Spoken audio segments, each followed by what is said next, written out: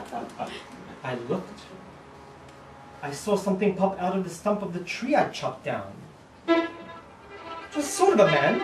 Describe him, that's hard. I don't know if I can. He was shortish and oldish and brownish and mossy, and he spoke in a voice that was sharpish and bossy. Mister, he said with a sawdusty sneeze, I am the Lorax. I speak for the trees. I speak for the trees have no tongues. And I'm asking you, at the top of my lungs, what's that thing you've made out of my truncular tuft?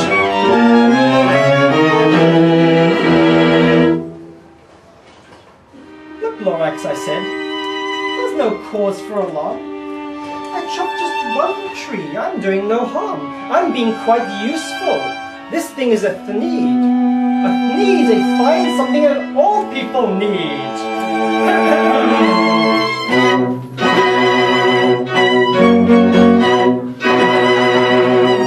It's a shirt, it's a sock, it's a glove, it's a hat, but it has other uses, yes, far beyond that. You can use it for carpets, for pillows, for sheets, for curtains or covers, for bicycle seats. The Lorax said, Sir, you are crazy with greed. There's no one on earth who would buy that fool Thneed. But the very next minute, I proved he was wrong. For just at that minute, a chap came along, and he thought that the Thneed I did it was great. He happily bought it for $3.98.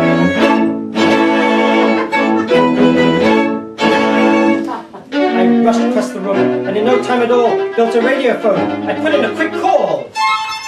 I called on my brothers and uncles and aunts, and I said, listen here, here's a wonderful chance for the whole Munster family to get mighty rich. And in no time at all, in the factory I built, the whole Munster family was working full tilt.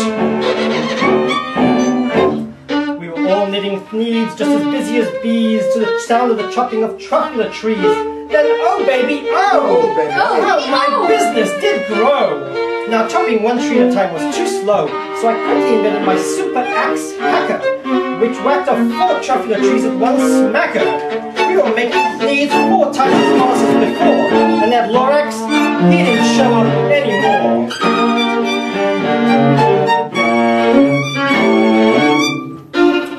But the next week, he knocked on my new office door. He snapped, I'm the Lorax who speaks for the trees, but you seem to be chopping as fast as you please. Now, thanks to your hacking my trees to the ground, there's not enough truffler fruit to go round. And my poor marbles are all getting the crummies, because they have gas and no food in their tummies. They love living here, but I can't let them stay. They'll have to find food, and I hope that they may. Good luck, boys, he cried, and he sent them away.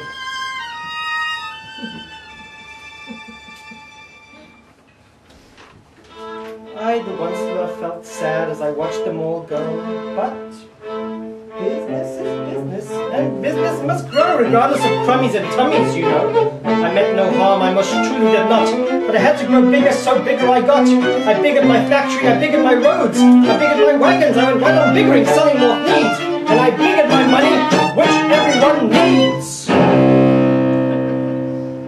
Then again he came back. I was fixing some pipes when that old nuisance Lorax came back with more gripes. I'm the Lorax, he coughed and he whipped. He sneezed and he snuffled, he snarled, he sniffed. One slur, he cried with a crofulous croak. One slur, you're making such smogulous smoke. Why, poor swarmy swans, why they can't sing a note. No one can sing to a smog in his throat. And so said the Lorax, please pardon my cough. They cannot live here, so I'm sending them off. Where will they go? I don't hopefully know. They may have to fly for a month or a year to escape from the smog you've smogged up around here. What's more, snapped the Lorax, his dander was up. Let me say a few words about gluppity-glup. Your machine chugs on day and night without stop making gloppity-glup. Also schloppity-schlop. And what do you do with this leftover goo? I'll show you, you dirty old Westerman, you! And then I got mad. I got terribly mad. I yelled at the Lorax. Now listen here, Dad! All you do is yap yap and say, God bad, bad, bad. Well, I have my rights, sir, and I'm telling you, I intend to go on doing just what I do. And for your information, you Lorax, I'm figuring on figuring. Figuring, figuring, figuring, figuring! Turning more truffula trees into Thneeds. Which everyone needs!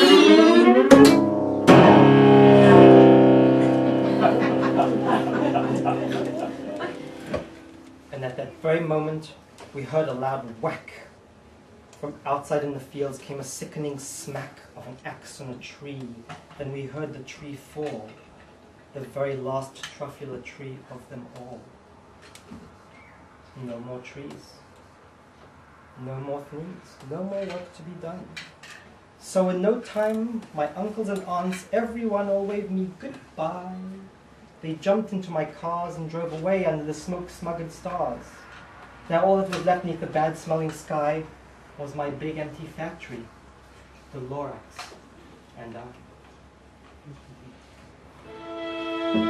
The Lorax said nothing, just gave me a glance, just gave me a very sad, sad backward glance as he lifted himself by the seat of his pants.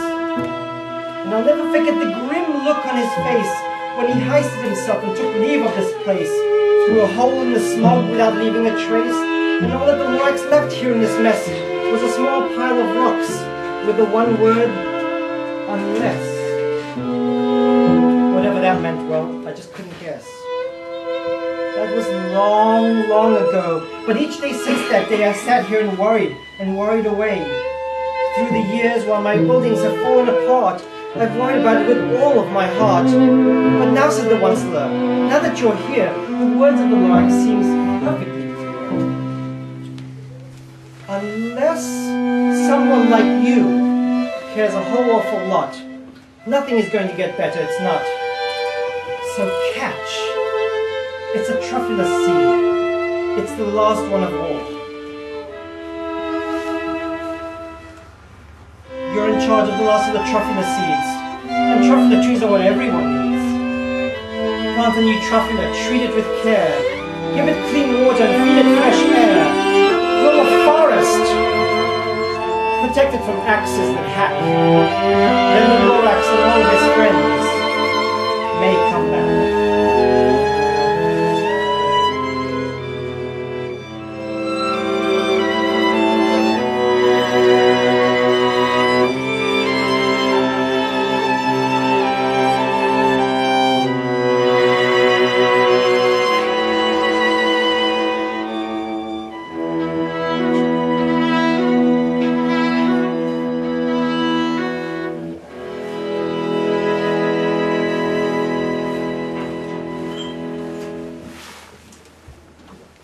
Bravi!